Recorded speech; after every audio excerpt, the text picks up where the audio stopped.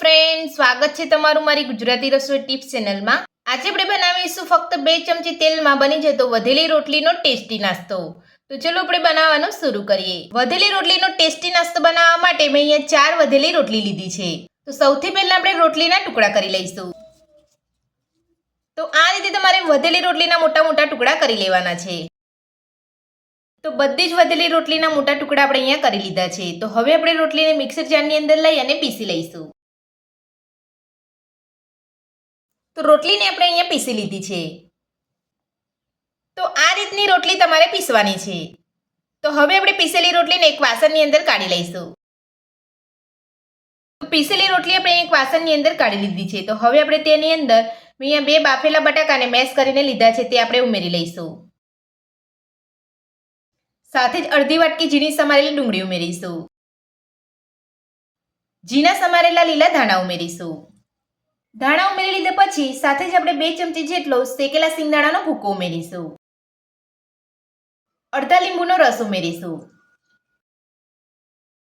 1 ચમચી બેસન ઉમેરીશું। સ્વાદ પ્રમાણે મીઠું ઉમેરીશું।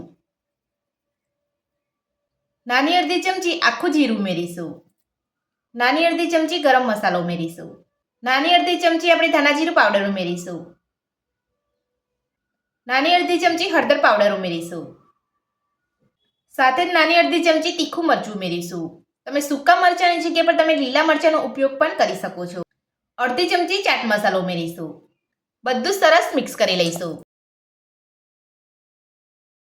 તો આપણે અહીંયા પાણીની જરૂર નહીં પડે।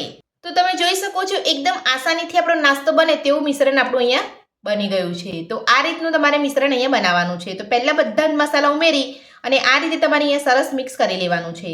તો આ સ્ટેજ ઉપર તમારે નાસ્તાના મિશ્રણને ટેસ્ટ કરી લેવાનું છે। જો તમને અહીંયા કોઈ મસાલા ઓછા લાગતા હોય તો તમારે અહીંયા ફરીથી ઉમેરી લેવાના છે। તો નાસ્તાનું મિશ્રણ આપણે અહીંયા સરસ મિક્સ કરી લીધું છે અને આપણું નાસ્તાનું પરફેક્ટ મિશ્રણ બનીને તૈયાર છે। તો હવે આપણે મિશ્રણમાંથી નાસ્તાનો ટિક્કી જેવો શેપ આપી દઈશું।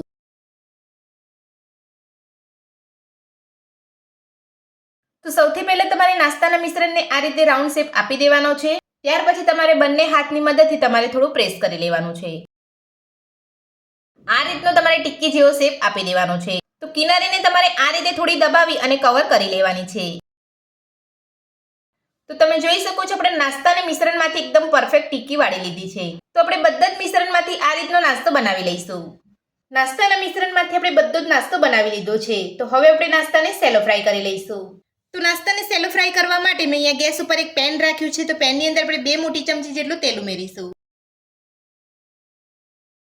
તેલને પેનની અંદર ફેલાવી લઈશું અને તેલને આપણે થોડું ગરમ થવા દઈશું।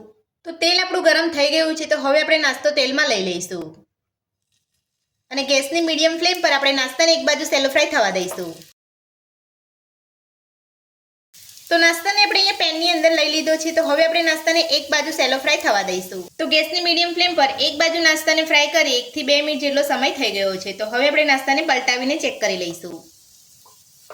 તો તમે જોઈ શકો છો નાસ્તાનો એકદમ સરસ કલર આવ્યો છે અને નાસ્તો આપણો એકદમ સરસ અહીંયા ફ્રાય થઈ ગયો છે।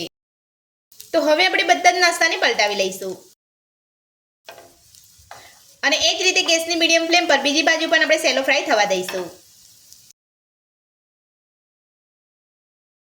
તો નાસ્તાને બીજી બાજુ સેલો ફ્રાય કરે 1 થી 2 મિનિટ જેટલો સમય થઈ ગયો છે। તો હવે આપણે નાસ્તાને પલટાવીને ચેક કરી લઈશું।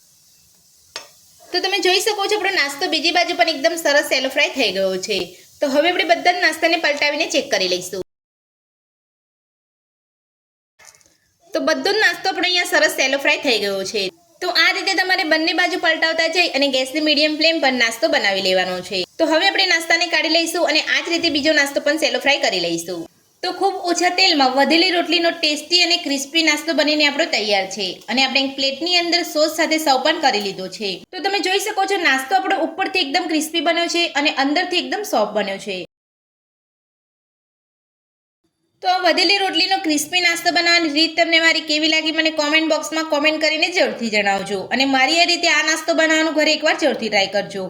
આજની રેસીપી પસંદ આવી તો વિડીયોને લાઇક કરજો, ચેનલને સબસ્ક્રાઇબ કરજો, તમારા મિત્રોને જરૂરથી શેર કરજો। Thank you.